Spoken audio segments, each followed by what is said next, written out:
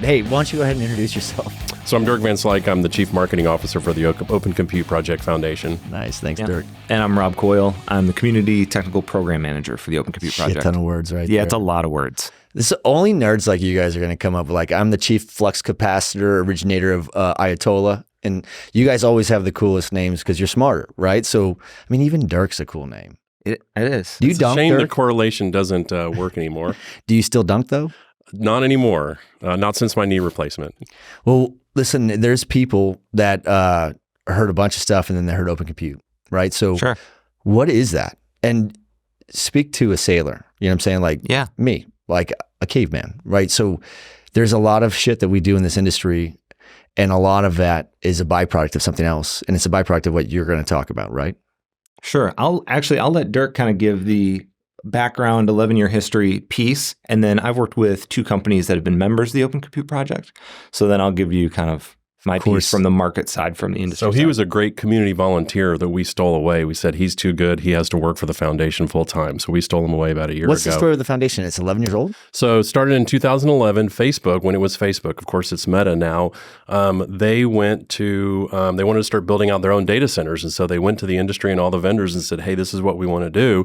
And the vendor community pretty much pushed back and said, well, this is what we'll sell you. And they said, that's not what we need. There's way too many bells and whistles. We don't want to do that. And so Facebook at the time, being Facebook and having, a lot of resources, they said, fine, we'll do it ourselves. And so they built out their first data center in Prineville, Oregon in 2011. And the moment they turned it on, it was the most efficient data center that had ever been built. Is that for real? Yeah, that's accurate. By a factor of about 47%. So can I ask, like, I believe you, 'cause We're you guys are open. smarter than me, but how is that an objective measurement that you guys have arrived at? Who claimed that? Who validated that? So Facebook measured that. Okay, So this fair was enough. before we started, but Facebook being Facebook, they've always been very generous with their technology. Mm-hmm. And so they open sourced all the specs, all the designs. So that was really the catalyst for starting the foundation. So they basically disaggregated the entire vendor ecosystem in the supply chain for data centers. And so they made it all open to, and so vendors could build on it, they could sell to it, they could create, people could edit the designs. At what layer? At what part of the infrastructure stack? The entire thing. Okay, the entire so data center. When we say data centers, there's it means 2 different things to 2 separate groups, right? So if you come from infrastructure is also a word that I'm learning is a little bit more subjective as we grow and evolve as well. Infrastructure to me always meant like if it was infrastructure from an investment perspective, you're thinking you're betting and you're investing in bridges and highways and things that are going to be around for a long time. You're going to get a lot of traction out of them because they'll be static and standing for years, and the payoff is late, but it's going to be very accretive. That is one element of infrastructure from a finance construct, but from ours, I've always just considered it the space, the power, and the cooling. So the MEP, the mechanical, electrical, and plumbing, the aggregation of power, the box, and everything that goes in there, including connectivity. You guys, from an infrastructure perspective, are talking about the compute demand side, correct? And I'm going to let Rob answer that. Yeah, I mean, that's where it started, right? So probably one of the most impactful changes that Facebook did was vanity-free servers, right? So that's what I'm talking about. You're on that's the fabric, the core. That's where they started. Server storage, networking software. That's the infrastructure behind the open source, right? Yeah, I mean, it's somewhere in the middle because, now with AI and everything else, we're even going further towards up the stack, I would say, towards software, right? Yes. Software is making a big play. Of course. So, yeah, I mean, it started somewhere there in the middle between software and between MEP infrastructure, right? And then it has grown in both directions over the last 11 years substantially. We go all the way almost to the transformer, and we go as deep as the software now. Yeah. So that's a shit ton to unpackage, but that's exciting stuff. So were you there during the genesis of this Open Compute? I wasn't. I've been with the foundation since 2008, so about 4 years into it. So are there still some OGs from 2004 with y'all? Absolutely. So we were started by a common, it was Facebook at the time, now Meta, with Microsoft, Intel, Rackspace at the time. It's like a nonprofit standalone type of thing? We're a nonprofit foundation. And really we, like Rob and I and the rest of the OCP staff, we really consider ourselves to be the framework by which organizations can come in and collaborate in order to drive innovation, because together we're faster, cheaper, and better. right? Versus people trying to do it alone, especially in industries and verticals like telco that are historically incredibly competitive. You would never imagine that you could get Verizon and AT&T in the same room to try and solve the data center challenges that they face on a daily basis. But that's what this framework is all about. But is the framework then also about that type of group that can contribute? Because there's not a lot of Verizons and AT&Ts, right? There's an oligopoly that exists in the airline industry and everywhere else. And right. And the barrier to entry is this something that only the FAMGA or the baby scalers and hyperscalers get the opportunity to kind of contribute to from their demand perspective? Because that's what they're telling you is these are the things that we need. And then the OCP is aggregating those collective needs, then working in an incubator fashion to drive solutions that go from every aspect of the stack, including software, it sounds like. Is that about right? It is, but it goes both ways, right? So you have it from those big players who say, here's the problems we're trying to solve. We're going to expose what we think is the best way to fix it. And then the vendor side comes in, right? And they're like, well, here's our experience. Oh, okay. So that's the other side. Is the vendors that have to solve for that. So they have to decide if the widget incremental size that they produce it at, if it was a UPS, do I want to make 500 kVA, 750s, a megawatt? And that block is important because they can't, it's small, medium, or large. You can't do everything, right? And it doesn't scale if you just do everything custom, right? So they're coming in and collaborating, and how big of an impact are they making on demand? Because if demand is X, and they're like, look, we're not going to retool our factories to be able to, like, how much of a word does the supply chain have in influencing the construct that these large It's huge because like Dirk said, nobody does it alone, right? It's about collaboration, and you need the vendor side of the equation along with the demand side. So your big Facebooks, Metas, and Googles of the world are going to benefit from the scale, but they're also going to benefit from multiple vendors working and saying, we have the tooling, we have the capacity, we have the resources to support that. And so they have a customer that they continually can serve, so it works well for them on the vendor side. And on the customer side, they have multiple vendors they can pick from, and then they also benefit from economy of scale, especially if companies like Google and Microsoft and Meta agree on certain things, be it racks, be it UPS. They do often. Because the economic efficiencies gained from doing that? That's right. All right, so they're not... The speed of innovation. It's also good for their brand. When Meta contributes so much, they're a very generous organization. They contribute software in the open source, and they contribute hardware in the open source. And so it's good for their brand. Where's especially like the headquarters for OCP? Or what is it, Open Compute Forum? Open Compute Project. That's what I thought. Is really the name of our organization, everything that's within it. Dirk and I work for the foundation, which is really just 14, 15 people that are employed by the non-for-profit. And then if you're part of the Open Compute Project as a contributing member, we have over 4,000 engineers working on a regular basis that are volunteers. Global or just US? Global. And they're working on... We have 40 different project work streams, from server to HPC to cooling environments is incredibly hot right now. Who manages those 4,000 people that are coming in with questions and ideas? So the project community.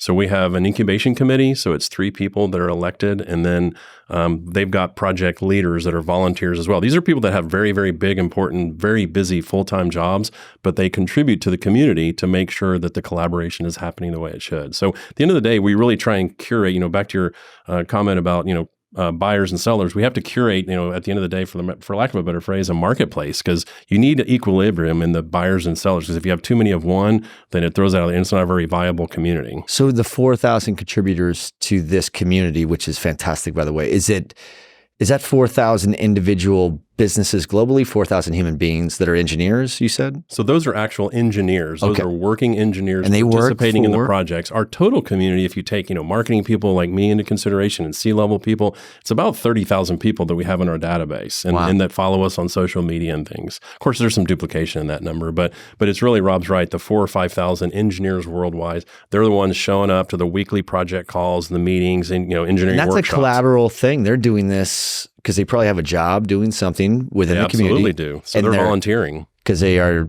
also trying to advance the program or advance the industry in somehow, right? Yeah, and we all have to keep the lights on too, right? So those volunteers, it's not fully altruistic. I mean, they have their jobs that it's serving as well, right? But they believe in that, the collaboration, the transparency, the openness of the work they're doing benefits them as an individual, benefits the entire market, right? And so it's longevity, it's a lot of pieces of why they commit so much time and energy to us. And the organizations that allow their employees to spend time, 15, 20% of their time doing this, they benefit because they're learning from the smartest people in the universe. 100%. Right? So how many, again, going back, there's only so many AT&Ts and Verizons. How many, what are some of the ranges then of people from the Metas, the Microsofts, and the FAMGAs all the way? Are there large enterprise end users that contribute too, or do they have to meet a certain threshold before their voice? It goes everything from, we have about, in scale, we have about 300 active member companies, right? So of those 5,000, 30,000 people, 300 of those are named members of our community as companies. Mm-hmm. And that scales everywhere from a startup that's pre-revenue. Okay, so it doesn't matter. All the way through. Yeah, that's right. Interesting. That would make sense because in many cases, you'll get guys like a Bill Kleeman or something with a big fat brain that steps out. Next thing you know, that company's it could be a one-man shop. I'm trivializing this. I'm not saying that's what he's doing or what he's ever done, but he's got enough horsepower to be able to do those types of things. And a lot of folks within this industry do have that gunpowder, right, where they could probably move the needle on their own right without having a big incubator or a community or a business that they are aligned to do that. Well, for example, there's some startups that are participating in our community. They're into quantum. So these are 10-year-old companies that have been developing the technology. They're just now bringing things to market, but they're well-funded. They're pre-revenue, but they've got 150 employees and they're ready to be announcing some very, very exciting things in that area, for instance. Listen, this is some really cool nerd shit because I'm pretty sure that people that are listening to our show, because we pivot back and forth between a lot of different topics. I don't think a lot of people understand the OCP that well. I obviously was aware of what it is, but not to the level in which I probably should. And what I want to do is I want people to understand what the OCP is. And in fact, you guys should make sure that you explain how, if people want to still grow your community, how they do those things. But what I want to talk about too is some of the things that it's produced to date. Mm-hmm. And then what are some of the things that you anticipate it trying to solve for in the future? Because that's the only reason why we have this conference, right? Is to try to understand the emerging technology that will demand the aggregation of power and adoption of more lease space, and what ends up ultimately driving the economy within our ecosystem of this industry. Yeah. So I want to figure out, we all know that, AI is going to be way more profound than cloud was, and that, beat the shit out of IoT and EIEIO, right? So now we're looking at this going, what's this mean? And I want to understand, tomorrow at the conference, we'll have people talking about, the pent up demand for land and power and connectivity and supply chain and all those things. But people are like, we, the consumers, are leading the demand of everything with our adoption rate of technology, right? So I want to hear about some of those things that are coming out of it. So that's a few things I'd like to cover. Think that, keep that in mind as we kind of explore this, because we're going to pivot back and forth. So to that end, what's the overall, if people needed to understand the framework, how they would engage with, do you think you've done a good enough job painting a vivid enough picture of who the OCP is and what it's there for, its purpose? Yeah, we have some core principles. There's a lot to unpack there, but starting back of, right, what's our job? What's our purpose? Is that we spur rapid innovation in data centers. That's job number one. That's why we were created. That's why 11 years ago, Facebook decided to open source all their designs, is because they saw the market as it was, not moving fast enough, not being very efficient. And we're seeing a lot of that repeat itself today. So back then, they built the most efficient data center, not only in power consumption, but also in construction on significant metrics. Today, we're seeing a market that has, as you mentioned, land, power issues, chip issues, and it needs to change again. We need to go into a new iteration of going from enterprise deployments to cloud, and now from cloud to cloud with AI, ? Enterprise with AI, ? There's a lot of that going on. So early, as I said, we started with servers, and a lot of innovation changed there. Our servers look very different, at least those early ones. Stripped down. We don't have plastic and LED lights on the front, because when you're building a data center, nobody's going to see it. What are we putting LEDs and plastic all over the front of all these servers for? Yeah, it's all lights out. It's all vanity. Monitored from a dashboard somewhere far away. Right. And, why do we have different, from this audience that I'm familiar with from a construction background, why do we use 4 different screws to take a rack apart? Why do we have any tools? So Right. our designs are toolless. I like where we're going with this. So it's efficient not only in we're not putting unnecessary things on the server, it's more efficient from an energy consumption perspective, and it's more efficient in how many people are required to manage a data center and fix things. So those are kind of the core principles in which a lot of different things have grown. That's everything from liquid cooling to, future research in quantum, things that are beyond the AI thing that we're talking about today. So it scales, and it's as with 40 different projects, it's hard to keep track of all the things. Is that what y'all are running in that incubator, 40 programs at a time? Yeah.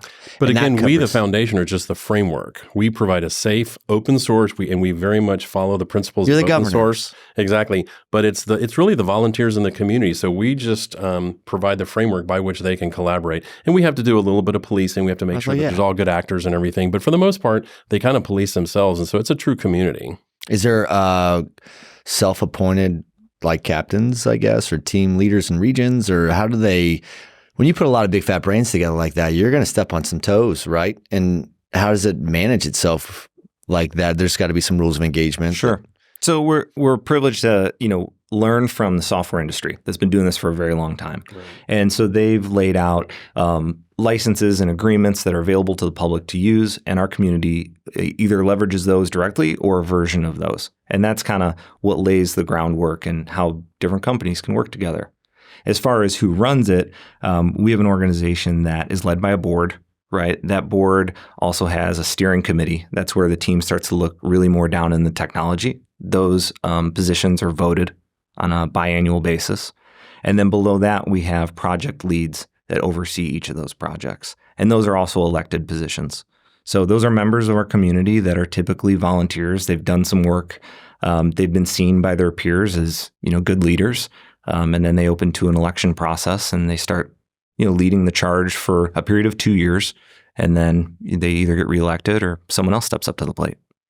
And we continually curate the work streams. So currently there's 40 projects and sub-projects, but some, die off and this is no longer relevant in the industry. And then new ones like AI come into the equation. So it's kind of a living, breathing organism that's constantly changing. How does the curating the projects? But they're constantly in like a laboratory R&D phase of incubator type of ideas as they're trying to test ideas.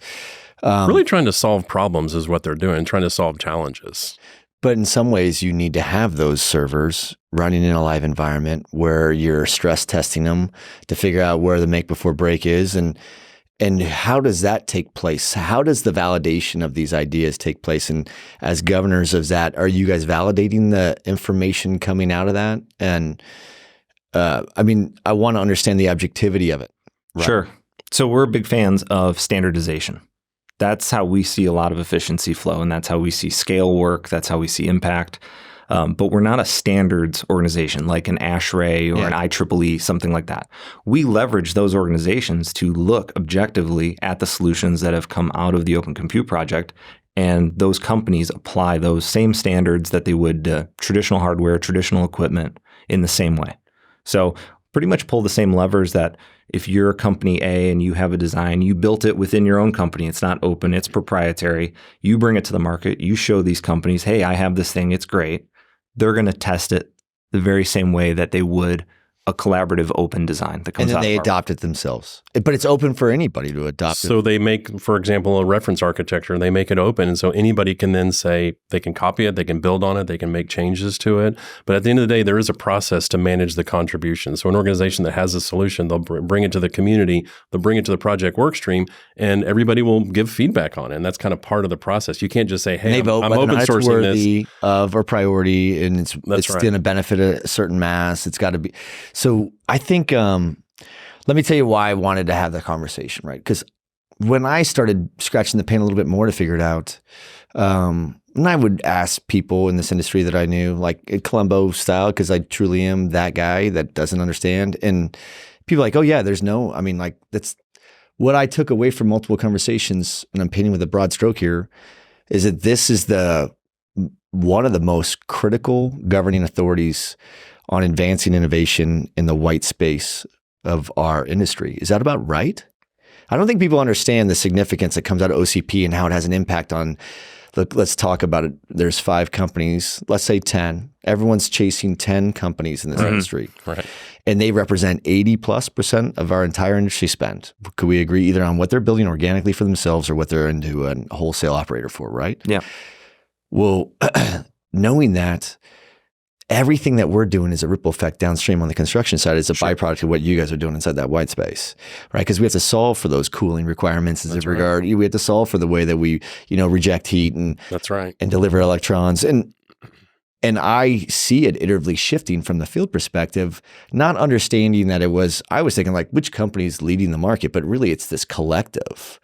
The OCP is what's leading that market and defining what is going to be the industry indicative standards for what you want to adopt as the latest and greatest innovation really comes out of this incubator, correct? Yeah, it's open innovation for all, right? So it's not just for Meta and Google. We want those ideas to go all the way through enterprise, edge deployments, on-prem, whatever it is, it's available. And so those companies are not just playing for those 5 or 10 companies. They're playing for like, this is the best way to do this, Right. Be it in networking, be it in liquid cooling, whatever it is. And that becomes a standard kind of like, oh, this is what everybody's doing, so we're going to do it too. Like arbitrarily, if one of those members of FAMI, if AWS says, yeah, this is what we write, that was one of their questions, that was the genesis of it, and then everyone else took it away too. I mean, they would all be able to benefit from that, right? Right. So what are some examples? You guys allowed to talk about any examples of any of the Sure. badasses that came out of that had like dropped the mic on a couple of these cool ideas? Because I know some other folks that roll in orbit with that and they have great ideas all the time. So I'm like, what has happened that came from here that no one knows came from the OCP? We started with, the rack. So the biggest impact or the biggest departure from traditional hardware was from the 19-inch rack to the 21-inch rack and doing centralized power supplies instead of individual power supplies on every piece of server, every sled that went in. So you say centralized, you mean like a power strip that runs like a little rack-mounted PDU type? Right. So typically, if you're familiar with a rack, you have your PDU on the side, right? That has a bunch of cords that plugs into each of those servers. Mm-hmm. In an OCP, in an open rack, that's a bus bar at the back. Okay. And so that's 48 volts at the back, and those servers slide in. All the connections are at the front. So I talked about efficiency and not only how it runs, but also how someone works on it. They never have to go to the back of the rack, right? Everything happens from the front. UPS and power architecture with that deployment is completely different. So you're reducing every whip, every cable. And from there, it's grown into a bunch of different things. I'd say last Global Summit, at our big event in October, the biggest announcement was liquid at the rack. So now when you slide a server into the rack, there's a blind mate connection for fluid that goes a direct liquid to chip being like a mineral oil of some kind. In these, it's typically like a glycol mixture, more like antifreeze in your car. Okay. And this is like bleeding edge shit. Some of these things that you guys are talking about will not be adopted for the next 5 years, probably, right? I mean, no, that's not necessarily true. Usually, it's further along than that. I've been listening about this. How prevalent is it? How about that? Yeah. What's the adoption rate of that liquid cooling has been talked about in OCP for a couple of years now. Talked about. Like, is it adopted though? Is it Bitcoin miners that are doing stuff? I think last year was a big turn, and I've been hearing about liquid for a long time too. Right? That's why I'm like 10 years. Sure, it's coming. It's coming. A lot of what we see that gets announced, where you start seeing product and you start seeing SKUs on actual stuff, you can go to the store and buy. You listed shit. Yeah, that's right. You can see it in our store. That stuff is like in the next 1 year to 2 years, this is being deployed at scale. Yeah. Because that changes everything. Yeah. Right? I mean, everyone's talked about it since I've been in this space, right? And it's normal to drive the innovation. The first the first community that's trying to push that solution is always going to get bloody, and it's never going to be adopted like you think, because it's got a pencil too, right?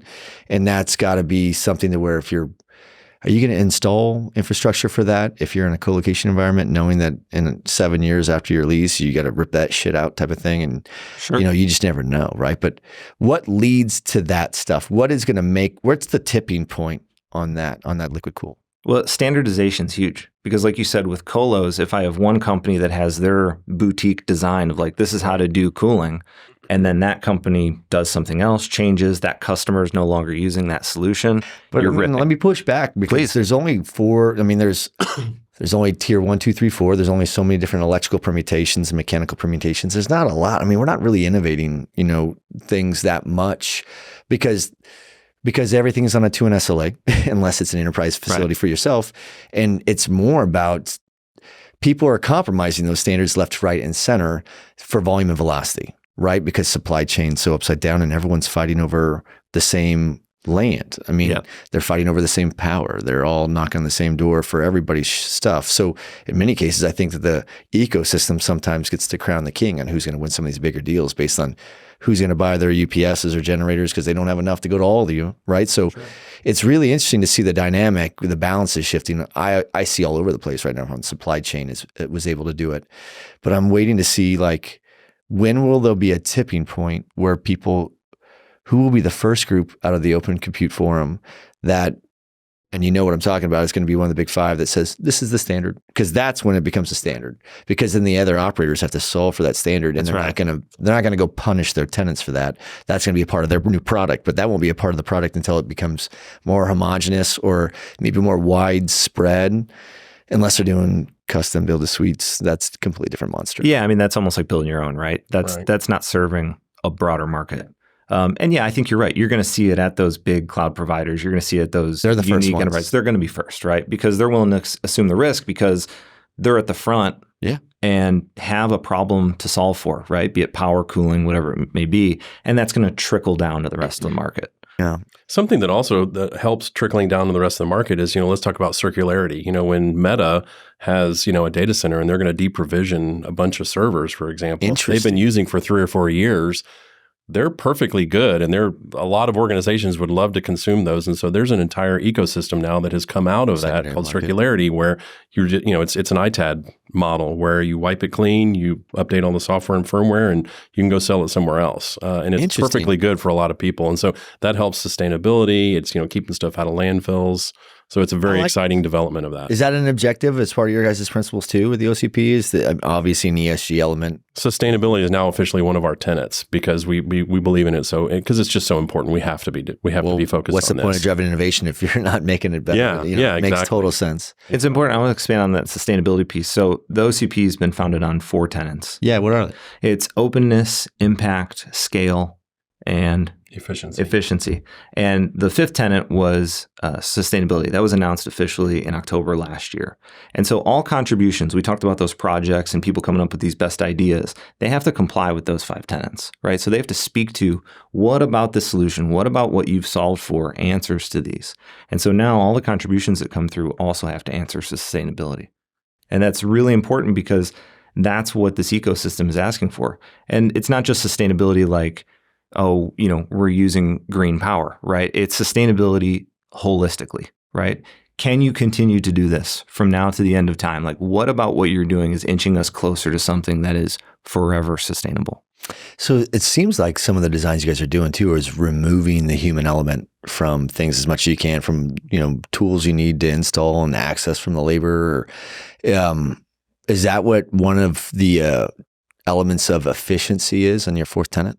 Yeah, well, on the 5th tenet on efficiency, yeah, it is, because it could be anything and it has to have context for whatever the solution is. Like someone writes software, I'm not going to ask them like, well, what's your carbon footprint of that software? Like that's kind of a non-contextual, like it's impossible to answer that necessarily, right? So all these different solutions speak to it specifically for what they're solving for. So if you have one of our newer programs in our data center facility group is around automation, right? So if we're going to start bringing robots and carts and things like that into our data center to pick up on shortage of labor or safety, or as these racks get full of water and heavier and denser and hotter. Will they get bigger?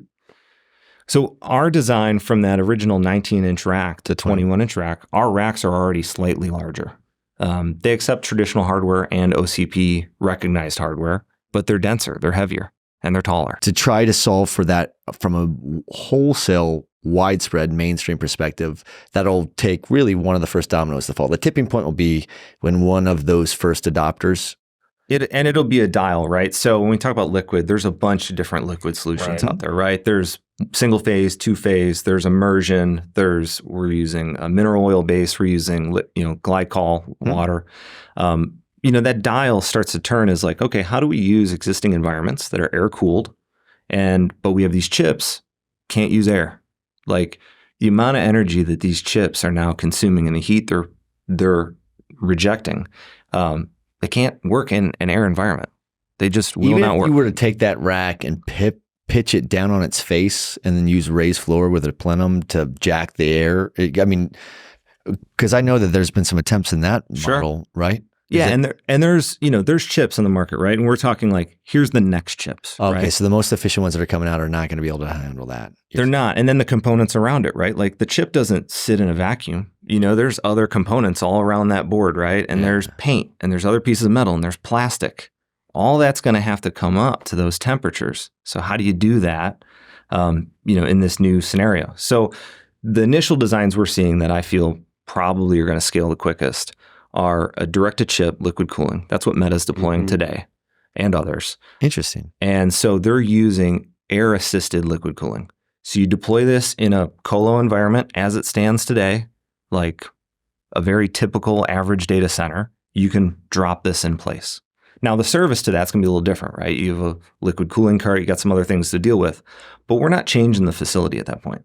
We're still working within a traditional facility, and then that's going to change, right? There's going to be a new iteration of, well, what if we hooked a bunch of these together? Well, now we need to go full liquid, not air-assisted liquid. And so those things are going to change in time. Maybe that's the 5-year, maybe that's the 10-year. But in the next 2 years, I think we're going to see air-assisted liquid cooling in colos, on the regular. Yeah, and the ecosystem really isn't dependent on one or two players adopting something and then everything else falls in place. It very much is a disaggregated market where anybody at any level can participate and consume and adopt and sell things to the rest of the community. And you also mentioned something that, a lot of the stuff that we deal with is, 4 or 5 years out. That's really not true. Really, most of what we focus on for the projects and the work streams is stuff that you can consume now, maybe to 12 or 18 months. So one thing that we did recognize, though, was the need to look 4 or 5, because we want to maintain our relevance in the industry. Like, what is OCP going to do? How are we going to stay relevant? So one of the things we did several years ago is we said, okay, well, who's dealing with stuff? Who's tinkering with things that are going to be available 4, 5, 10 years from now? And that's really happening in research and academia and startups and entrepreneurs. And so it's in those communities. And so we specifically started the Future Technologies Symposium, which is an annual event twice a year. We give away $10,000. What's that? Is this your October event? This is going to be at our October event. Yeah. So we started doing it at our summits. And so it's a prize. It's a contest. It's a call for papers or call for posters. We give away a $10,000 prize to the best poster. And it's basically awarding the best, coolest, neatest stuff that's coming out, but when you go to academia, research institutions, they're dealing with stuff 5 to 10 years out. But we specifically wanted to bring those technologies into the community for consumption and awareness, if nothing else. So some of those technologies that you guys are introducing, maybe what I was trying to imply is the way that you introduce it, it takes time before it becomes production, right?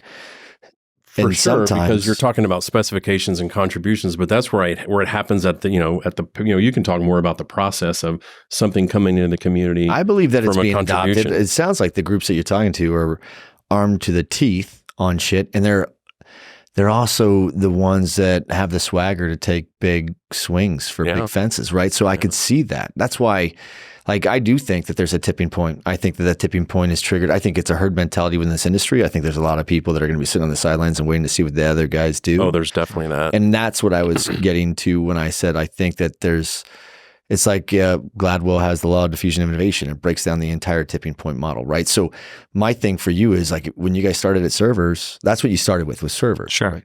And then you merged from that into... Well, then you start, okay, well, what can we do now that the server, needs 48 volts? All right, what else in the rack? Okay, now the network, right? So when you talk about things where we really lead the way, network's huge, right? Yeah. So storage. So that's what I was thinking, like those two have to be the ones that move the needle. That may be why your racks are so heavy now too, right? It's part of it, right? So in networking, we work with the companies that make, so servers, networking, storage, whatever it is. There's companies that are household names, right, that you're familiar with, right? There's Cisco's and Samsung's and all those of the world.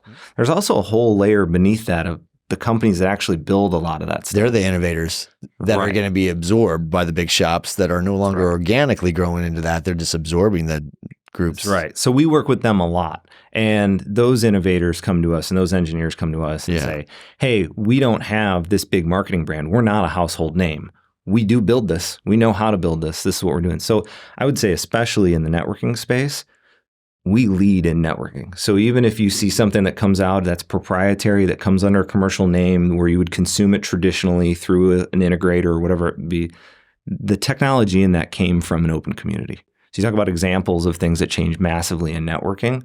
We're driving those numbers up huge. And it's a big bottleneck when you talk about stuff like AI, right? You got to move a lot of data really fast. Networking's going to change. So, I mean, do you have to bifurcate what you're doing? Like you're at a conference now that's paints with a broad stroke, but there's conferences like NANOG or Global Peering Forum and stuff like that. Do you participate in those from the OCP? Yeah, we have a ecosystem of partners, right? So NANOG's one of them. You know, it depends on which lane you're in, right? Are we talking about networking? Or are we talking about heating and cooling, right? Right. We work with ASHRAE, heating and cooling. Sure. We work with the Linux Foundation in software, right? So we have our ecosystem, that's OCP ecosystem, that has to connect to a bunch of other stuff out there that's not maybe OCP recognized or is not directly connected, but there's all these other pieces. And so we work closely with those organizations as well to say, what are you guys doing so that when our guys are innovating, we can collaborate and those are in alignment when they come out to market. And so that they're successful, so that we're all successful. So we're moving forward in the most efficient way possible. And we really try and collaborate with those other organizations openly because we want to make sure that we're not both trying to solve the same problem. Because if we come up with two different standards, then nobody wins, right? Then we just all wasted our time. So talking to them and making sure that we're dividing and conquering on all the challenges is really important. How often do you bring these communities together? Well, for instance, we've got our global summit coming up in October in San Jose. We actually have 5 co-located workshops that we're allowing happen alongside our event. So there's CXL, there's a Sonic workshop, there's what else? There's an LF hackathon that's going on. No shit. We allow those organizations to come to collaborate for exactly those purposes. That's fantastic. And then how long you guys been holding those summits? So the summits have been going on since we started, so since about 2012. So this is on our 11th or 12th summit, and it's shaping up to be our biggest and best. The content is fantastic. We officially had to move to 3 days a couple years ago because it got so big, and we're expecting probably over 4,000 attendees this year. That's massive. That's huge. Wow, that's crazy. So what kind of nerds, how do they get there? How do they join the Open Compute project? It's a membership that if you're going to get access to the leading edge of ideas for networking as an example, you have to be a member of the club, right? Well, not really. Yeah. Well, yeah, let me tell my story a little bit because I'm actually a construction kid, right? I grew up on a construction site, but I was very passionate about technology. And so I started as a project manager. I was working for Caterpillar years ago. It's where I walked in my first data center site. It was Cisco and RTP. And I was like, this is it. This is where I want to work. This is the stuff I want to do. And so I was working for a company that was electrical integrator. Right, we mostly worked with ECs. We did a bunch of stuff, industrial projects, all sorts of things. And so we started working with the data center space, and I had learned about the Open Compute project 5-6 years ago. I was like, well, these guys know where things are going to go. I want to learn about that because we hadn't had much figured out at that point. That's a ripple effect that you're building in the field of construction. It's a byproduct of the whole. Yeah, so when we were doing modular, skid-based electrical or modular buildings, things like that, I was like, okay, well, why? What decisions that are being made upstream are driving this change in infrastructure? What I thought of as infrastructure back then, right? Pipes and wires. Mm-hmm. And so I joined, and really all the calls are public. You can go to our website. All the work is all public. It's listed on the database for free. You don't have to be a member. You can join our project calls, the Zoom calls and the schedule and the calendars there. You can just listen in and be like, what are these guys talking about? Is this my space? Is this my lane? Who are the people that typically listen into that? Are they more engineers that are fascinated in following the evolution of innovation, or are they people that are they're representing enterprise that they've been tasked with being the big fat brain that was going to go figure out what they were going to do next? Which one of those listeners? I think it's all of the above, right? Because if you think of things like, prior to calls like this, you think of things like internet forums, right? People have a topic, they have a need, they Google it, they come across they're going to get in there and find a topic and they're like, well, what is this? So we have everything from academia to people who work for companies that are our members that just need a bit of information or need to know who to talk to. They leverage those calls and that information all the time for all sorts of different reasons. What's the academia? Like you guys are aligned to some universities? Absolutely. Okay. Like any that you're allowed to share? I'm just curious. All the big ones, the ones in California, Cal Berkeley, University of Texas in Austin, my alma mater. And they have like programs that are committed to assigning students some tasks, like fellows, I guess. Their projects they submit for the Future Technology Symposium, for example. Oh, so there's students that are doing it, and then you guys are giving them a task to work on, type of thing. Well, we give for the Future Technology Symposium. We typically say, hey, we're looking at these 3 different technologies that we know you're working on. We want to see submissions on this, but we also always have an other category. Like, what else are you working on? We want the wild, crazy ass ideas to come from anywhere. We want those to come into the ecosystem as well. Like AI was a big one for this current symposium. What have you seen coming out of the academia side? Is it because they're on the outside looking in, so they don't have a construct of limitations to start from. They're just students, and students have unlimited. Like they're like anything's possible, right? Sure. So what are you getting out of them? One thing that surprised me, we get all things that I think you would assume that we get, right? Like new ideas, new technology, changing things slightly, an iteration of something that already exists, right? Something a little more advanced. But other things we're seeing is like policy, right? Big time. Like, okay, how does policy change what we build in the future? And how can we either influence policy or how can we respond to policy around things like sustainability, about what we can build where, and how do we change our infrastructure? So that's one that's really surprised me, but we're seeing it more and more. It's hard to put policy in. Policy to me has always been something that's static. When I think OCP, I think the soup's not done cooking and it's not static at all, right? So it's got to be hard to implement processes and protocols in something that's kind of needs to evolve with. That's incredibly complex. Yeah. It seems like a very challenging community, to be honest with you, too. I don't mean that in a negative way. I mean that with reverence. Look at the 4,000 people that you're telling me that represent 300 different companies that are making a difference on, think about what they're making an impact on if they're hitting Meta and what that impact that Meta has on community or society. And then what does that do to you as a person, right? So I think it's great to always tie the arc back so that people understand that like people like me that are tasked by operators, enterprise folks to go in and help build and deliver a product for them, like, they don't know about all the things that you're talking about because they've code locked what we're going to do for that product. Like that product is done until we innovate or renovate that business, that building. But it's designed around a very specific watt per square foot as an example, and they're going to put product into that. And we're not looking inside or behind the green curtain of Oz if we're on that side of the field. Right? You guys are on the other side behind that green curtain, and there's a lot of crazy shit coming on. And I think there needs to be a better connection between the construction side and just like how you guys connected the big fat brains with the ecosystem of vendors that have limitations to what they can do to pivot. Or what they're willing to invest in. Yeah. Especially some companies have arrived. And what I mean by that is like, they're not looking for change. They're looking for a transparent, repeatable investment model, and they're not going to innovate because that's not, their clients aren't the people that are buying their gear. Their clients are their shareholders and they have a responsibility to them instead. But there's those ones that are smaller that are on an island by themselves, sitting with private money and they're the visionaries that get to go be disruptive and break shit. And then those bigger companies that don't have the ability to do that organically have the ability to consume that. Right. Yeah.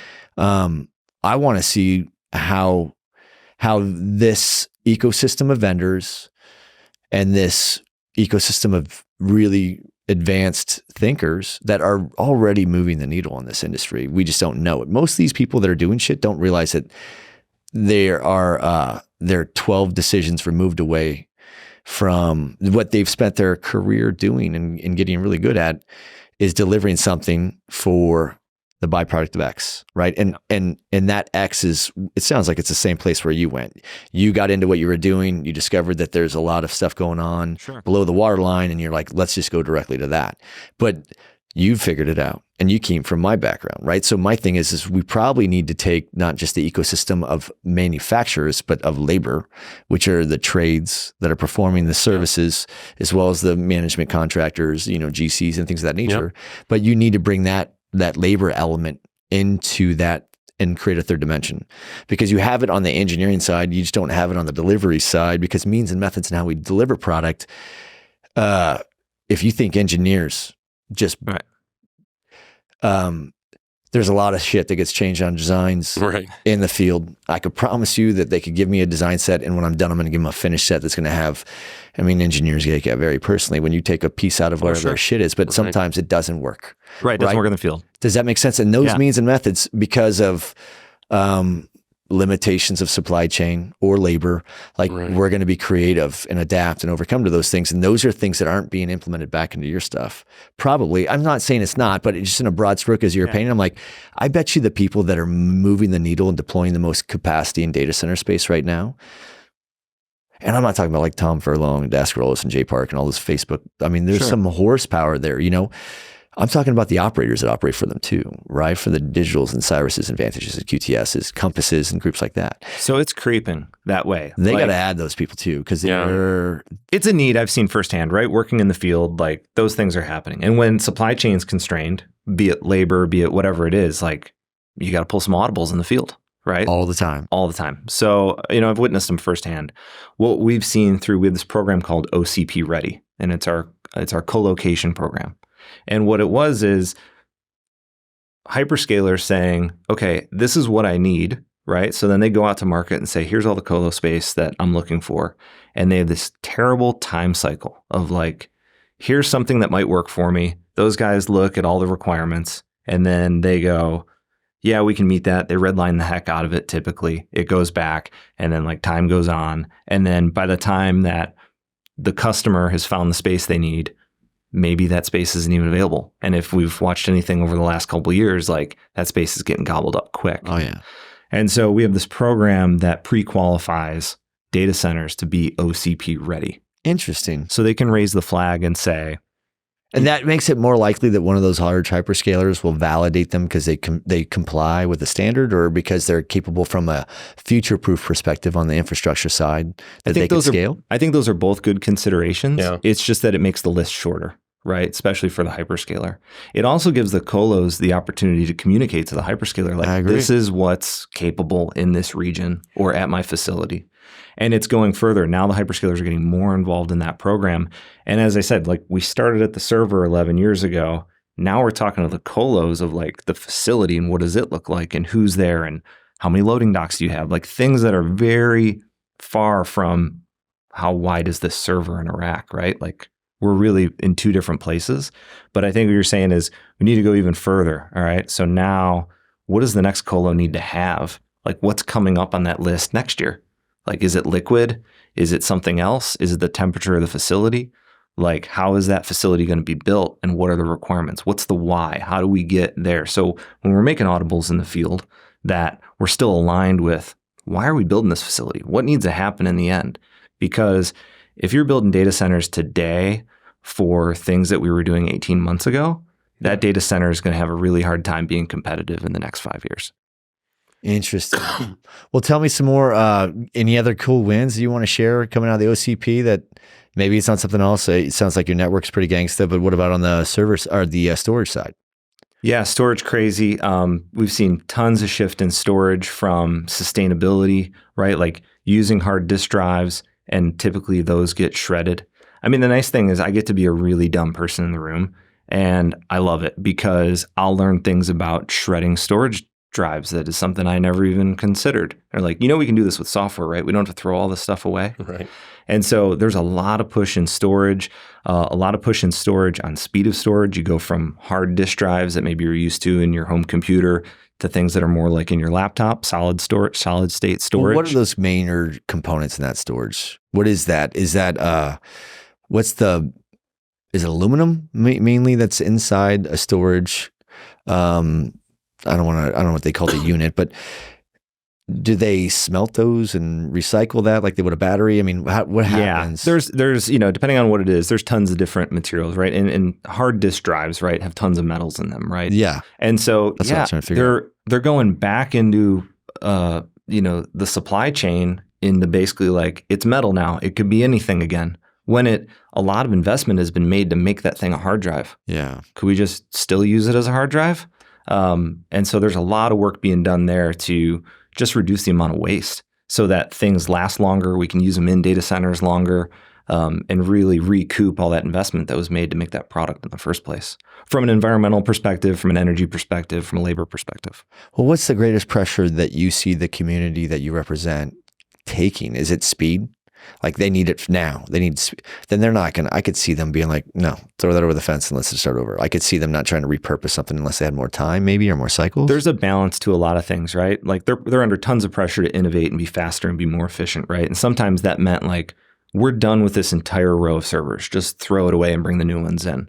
But you've seen these big companies go from like a 3-year cycle to now publicly announcing a 5-year cycle. Oh, wow. Like, we're going to keep this stuff longer. So that means the new stuff that comes in has to be super fast, super innovative, because we're not taking the whole stack and changing it on this 3-year cycle. Now stuff's going to sit around longer. Now we have this AI stuff coming in, right? That stuff's got to be super cutting edge. Sure. And that's the other pressure we're under.